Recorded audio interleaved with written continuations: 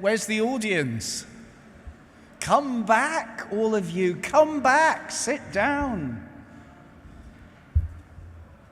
Come in. Come in. So, I'll start anyway.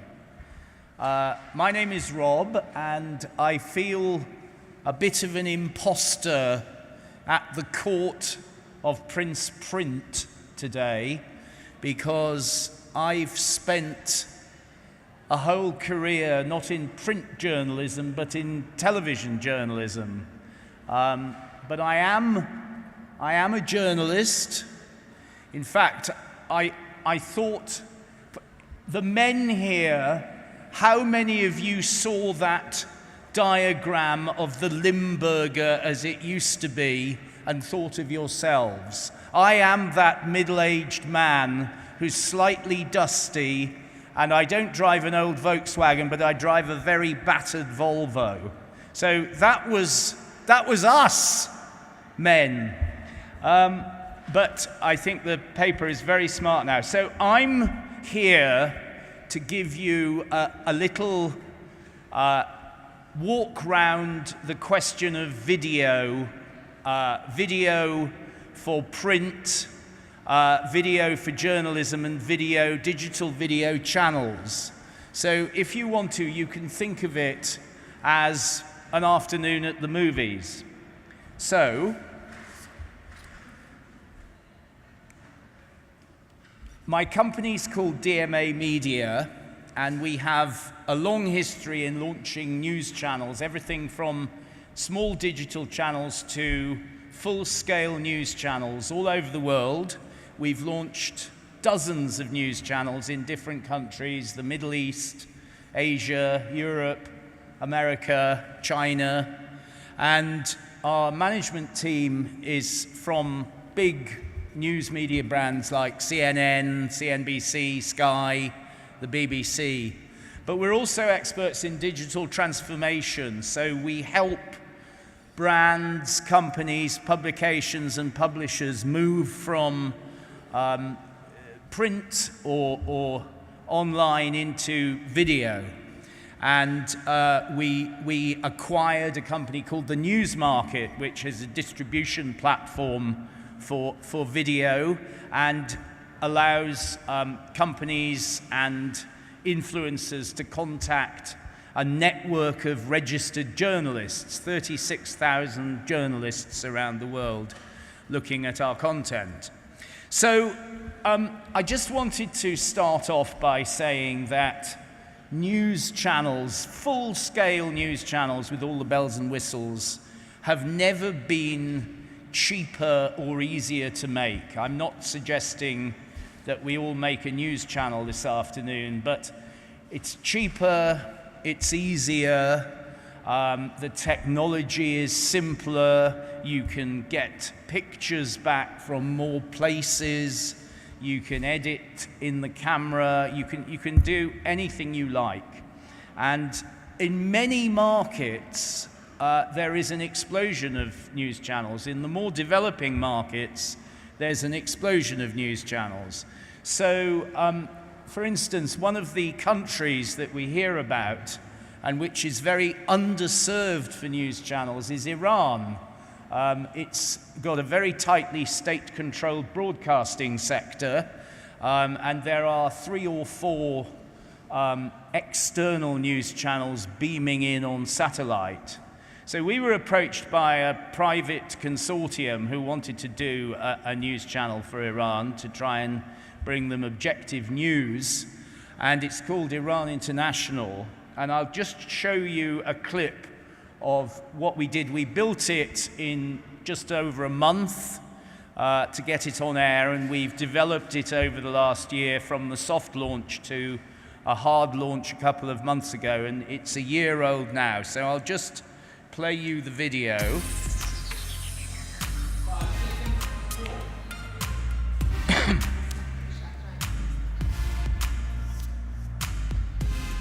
Iran International is news channel broadcasting in Persian, and it's aimed at general public in Iran with particular focus on younger generation. We try to bring them news from Iran and the world with a lot of analysis and background information. News dominates our output, but we also do documentaries and also talk shows. We were brought in April of 2017. The goal was more ambitious than most of the channels that we've done. We had to be on air by May 19th, which was the Iranian presidential elections, and we just made it. We were on air May 18th. It was a challenge, still a challenge, but one that we overcame with DMA's help. We had to get the team together. We had to get them all trained to the same standard. We had help on the technical side, but when we launched, we were in a temporary facility. And then after launch, we needed to move to version 2. We did all of that while we were bringing on new staff members. And then as soon as we'd solidified that, we moved on to version 3, again in a different location with different workflows. But we're finally bedded down now. I was here from the beginning. As you can see, we have grown. We took like baby steps maybe, but I can see further down the line there would be something magnificent. Without DMA, we couldn't have Iran International. From the moment that the idea was born, and they helped develop the idea from the stage of recruitment of staff, to technical support, to training, to editorial guidelines. What DMA actually did was make all this happen. I think that the achievement of the team is remarkable, really. And I don't just mean the DMA team, I mean all of the Iranians that we've been working with. I think it's amazing what they've managed to accomplish in just a year.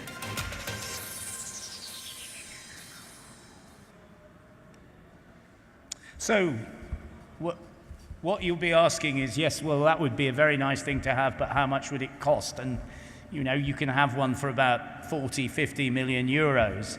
The real question is, what are the lessons of those big news channels for big brands that want to move into video?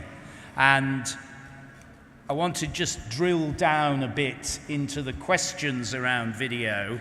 I mean, obviously, you will all have thought about, many of you are working with video, even though you're from very established, mature print publications in very mature markets.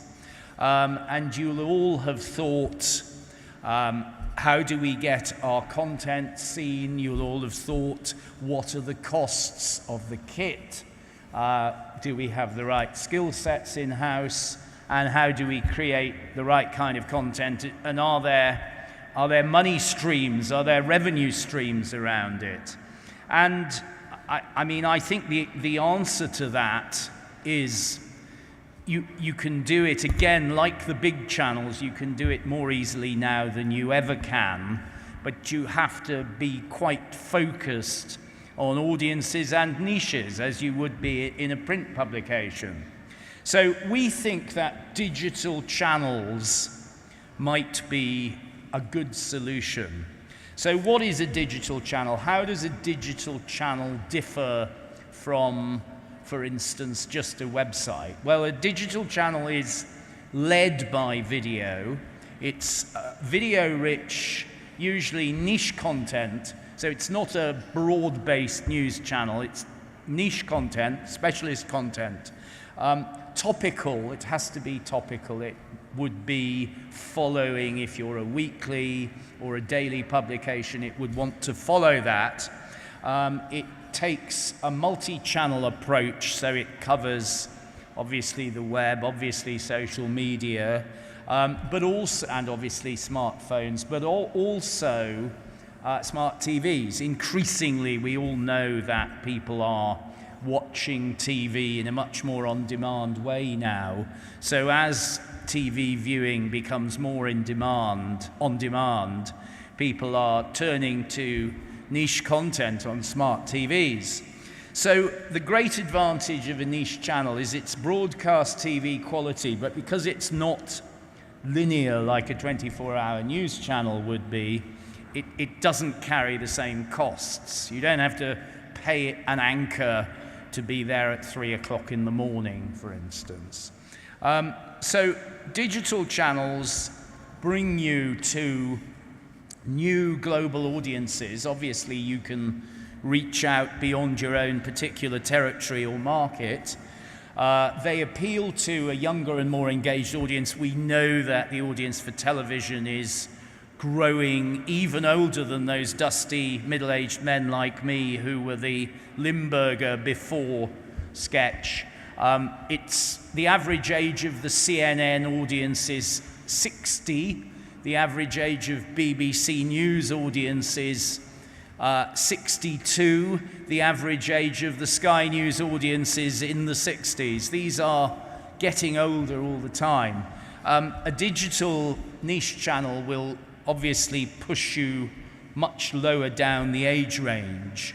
The other advantage with it is that it's scalable, so you can start off with a relatively small amount of video content and increase it, and you might want to increase it to a full-scale linear channel at some point if you wanted to. Last but not least, for publishers and owners, it has the ability to bring in different revenue streams from the core publication.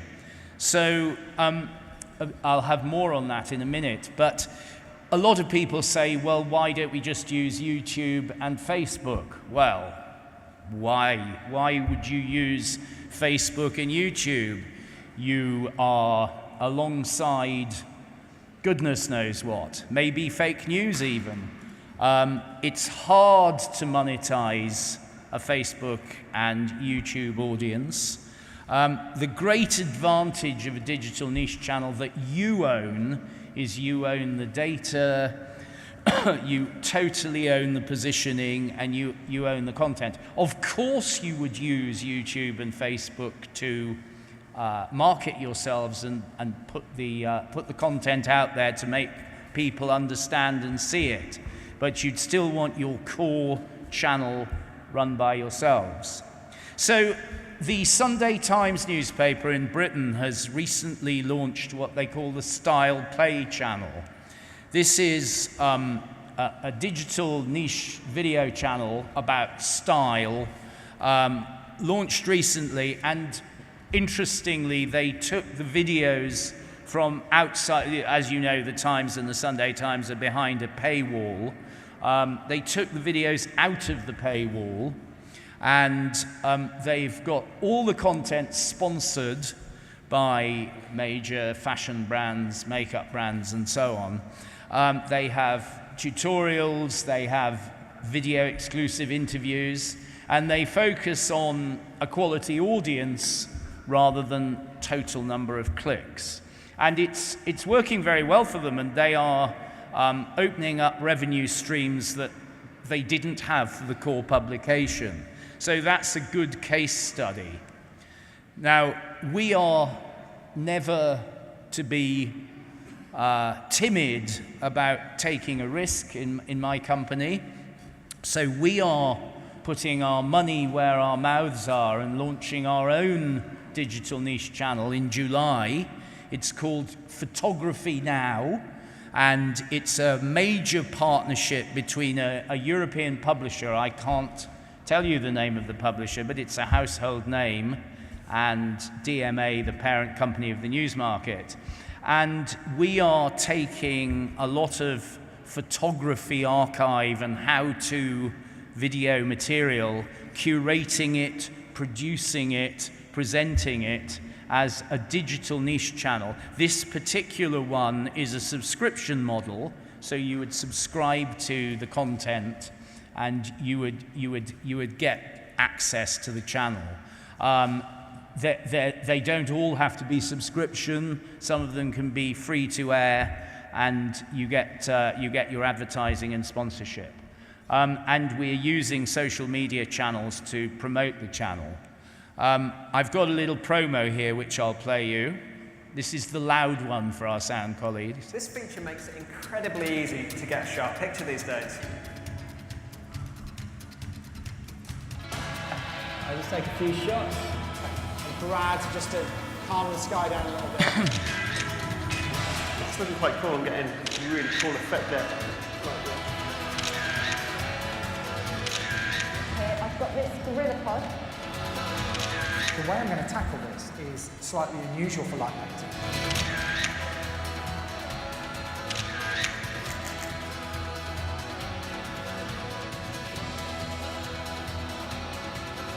You can get the sun coming through the arch. So there you go. So it's not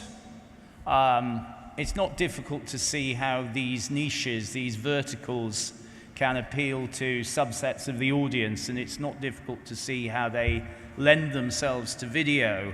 But you can also take a wide range of interest groups, not just consumer, not just tech, but also possibly people that are interested in self-help, people that are interested in particular kinds of news, people that are interested in particular kinds of sport, and so on.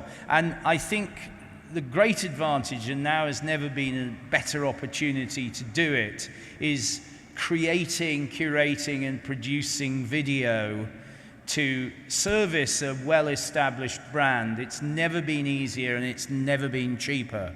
You need to know the audience, but you know your audiences already. You go for quality content, and you produce the right kind of content, and you support your staff with the right kind of training. It's not the 40, 50 million euro investment that you would need to do for a news channel, and it's scalable. So if in doubt, call the experts, but this is not a sales pitch.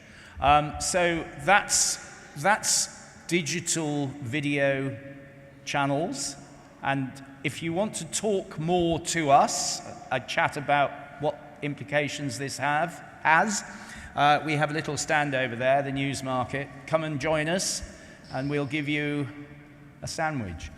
Thank you very much.